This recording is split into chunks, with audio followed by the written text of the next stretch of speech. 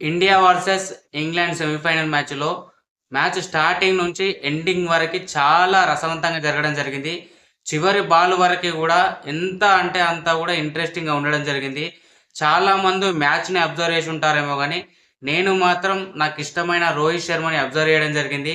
రోహిత్ శర్మ యొక్క ఫిట్‌నెస్ జూసుకుంటే, నాకు అప్పటి రోజులు గుర్తొచ్చినాయి భయ్యా.